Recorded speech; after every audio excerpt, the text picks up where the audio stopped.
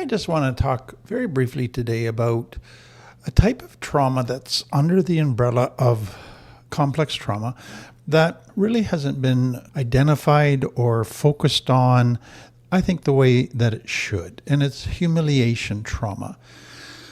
And so it's a subsection of complex trauma, but I think it's so important to understand that almost all of complex trauma has an element of humiliation trauma. So to really understand what this humiliation trauma is about, I think is very helpful for people. So a simple definition is humiliation trauma refers to a form of psychological injury that arises from experiences where a person is deeply shamed, degraded, or dehumanized, often publicly or in a way that severely damages their sense of self-worth and identity. Another definition, humiliation trauma occurs when someone more powerful than a child intentionally makes the child feel bad about themselves as a person. So fear-based trauma is kind of what many people think of when they talk about trauma, because you feel in danger of getting hurt, and so it's fear-based. Humiliation trauma, there's a fear element because you're being made to feel bad about yourself, powerless, rejected, but it goes deeper than just fear. It's rooted in this deep shame element. And that's the part that's so important to understand. So just to help us really get this clearly in our minds, let me make a distinction between humiliation and shame. So humiliation can produce shame. Humiliation is done to you by others. Shame is the response of what others are doing to you. So one way to look at it is some shame can be understood as the child internalizing the humiliation. Others are making me feel less than, so I internalize that. Others are making me feel I'm not good enough, I'm the problem, I'm a loser. I internalize that and develop a core shame belief that came out of that. So humiliation, the key point, is something done to you by others. Shame is the internal response of the child. Let's take it further. Humiliation is exacted against a person through the use of power. So it's somebody in a position of power humiliating somebody under them. So to humiliate someone is to publicly strip them of their dignity, to lower them in the eyes of the collective, all the other people, and to make them feel less than. So attacks on dignity are humiliating.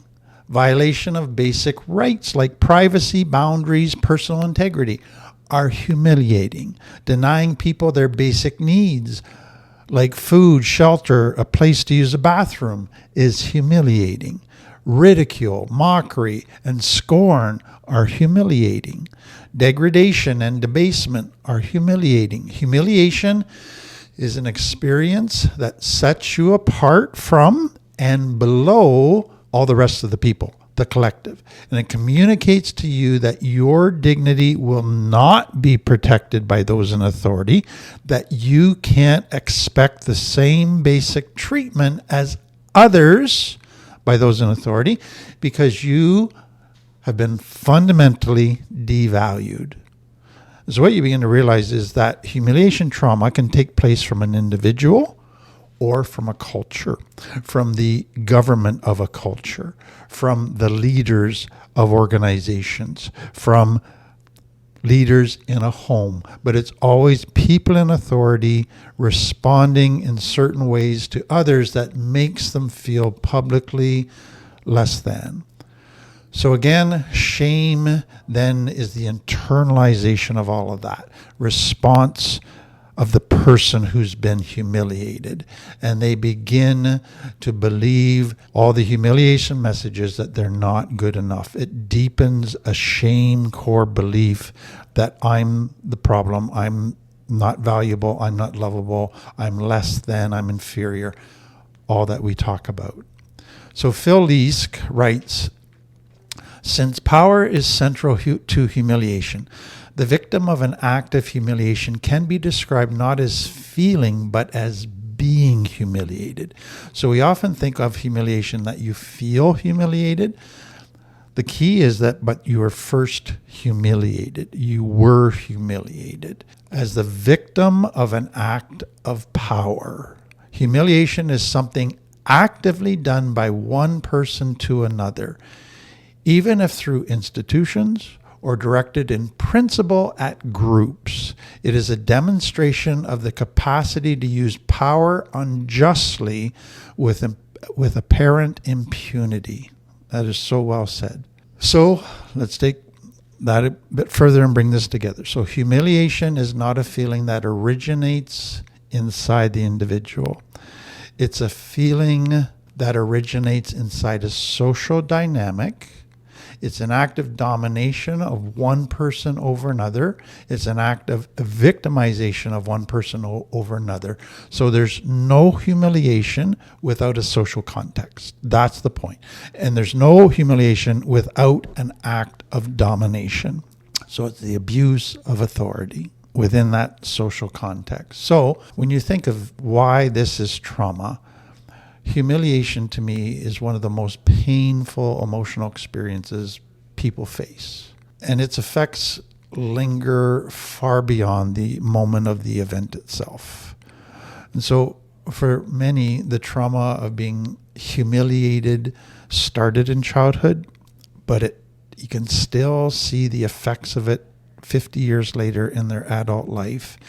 It might be buried in their subconscious, but it still affects how they interact with the world, with themselves, with others, how they see themselves. So it leads to all of these coping behaviors that might be difficult to understand until you realize those were adaptations because of the humiliation that they experience.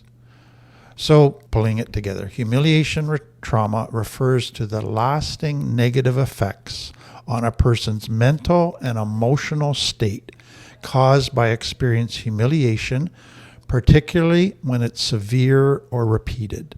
This type of trauma can lead to significant emotional distress, including anxiety, depression, and even symptoms resembling PTSD. The impact can be profound, affecting self-esteem, shame, relationships, and overall well-being. So this might be painful for some of you hearing this. It might be triggering some stuff. So if you need to take a break, that's fine. But I just want to kind of itemize what are some of the sources of humiliation trauma, some of the common sources. So bullying, especially when the bullying takes place on the playground in front of the kids, in the corporate area, in public, and when it's ongoing, where they're just put down, shots at, made fun of, teased, all of that, that's humiliation trauma. Harsh criticism or ridicule by caregivers, teachers, peers. So it's not that they're giving constructive criticism, it's they're giving criticism to make you look really bad. And they're doing it in a setting to create humiliation. Sexual abuse and degradation, I'm going to come back to that one. Racism, gender, or class-based humiliation. So that can be a very cultural thing. Being scapegoated in families or communities. So whenever there's a problem, oh yeah, that's that child, they're the terrible one. And the child gets humiliated all over again. Punishment from parents that is intentionally humiliating. Punishment from leaders in organization that's intentionally humiliating.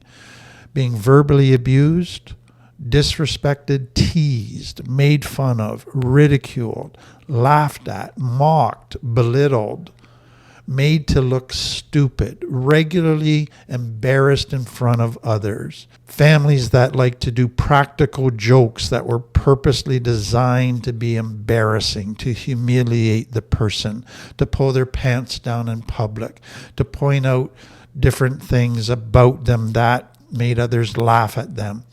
when people purposely do things to embarrass you, they trip you, they ask what's on your shoulder, and then you look and they hit you in the face and everybody laughs. All of those things, humiliation, trauma. And then when people start spreading rumors about you that aren't true, but they're horrific, and there's nothing you can do, and they're very embarrassing, but they're not based on truth. When you share secrets with somebody of some embarrassing things in your life, and then they blab them to others, when you are shamed in public by a parent who gets very loud and starts going on a rant and calling you down in public and shaming you, the child just wants to find a hole to crawl in and die. They're so embarrassed by that. Parents who constantly made you feel like a disgrace, constantly use shaming parenting techniques to make you feel bad about yourself. Parents often who do this are narcissistic parents who they need everybody around them to look up to them and feel they need to feel superior to everybody. So they're constantly needing to put people down. And if one of their children who are one of their mirrors makes them look bad, then they got to really make that child look bad to try to make themselves look good. So there's often a narcissistic component to this. And then being part of places where all of a sudden you're shunned or excommunicated. So that can be family, that can be church, that can be organizations. Being publicly canceled, where people go on the Facebook and just make a big deal about canceling you and all of that. And then I've heard stories of parents where a child wet the bed and the parents got tired that the bedwetting was continued, and they made a child wear a sign to school saying, "I wet my bed," thinking that that public humiliation would make the child quit wetting their bed. And then overwhelming experiences of violence are humiliating. So you think of sexual violence is profoundly humiliating. So when somebody assaults you or profoundly violates your boundaries, it is communicated to you that you are less than, you're not deserving of the basic human rights of love, that your needs matter. And so when violence, particularly when it's in public, takes place within a social context, it just amps up the humiliation aspect, because it's all the other people watching who do nothing about it that are basically signing on to say they agree. So this is painful stuff. Most of us have experienced some humiliation, and we know how painful it is.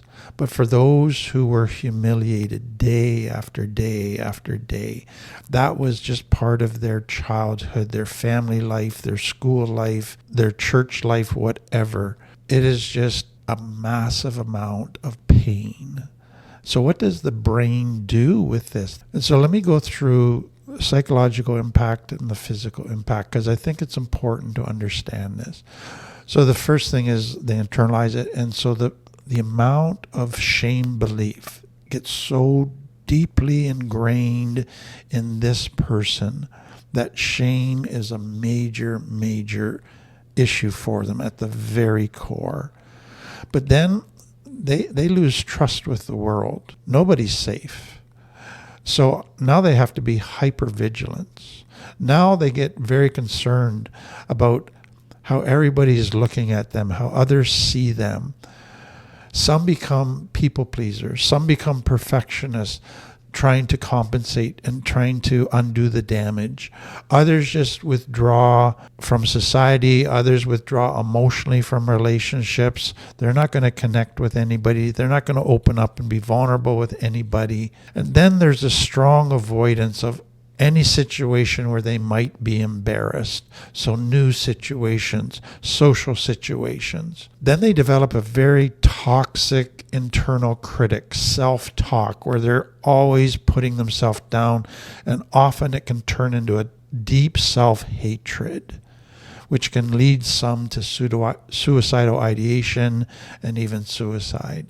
Develops this deep rage and anger that often gets buried, but once they get in touch with it, they realize, wow, this is intense. Some develop just a deep longing for validation. They think they find a safe person, and now they just want that person to validate them constantly, and that can get tiring for people. Some go to just developing an image of success. So let's get the money, the job, all of the perks of success in our society to disprove all that has been said. Others become cruel narcissists. So they get in positions of authority, and now they turn all of that anger into, I'm going to hurt somebody else now.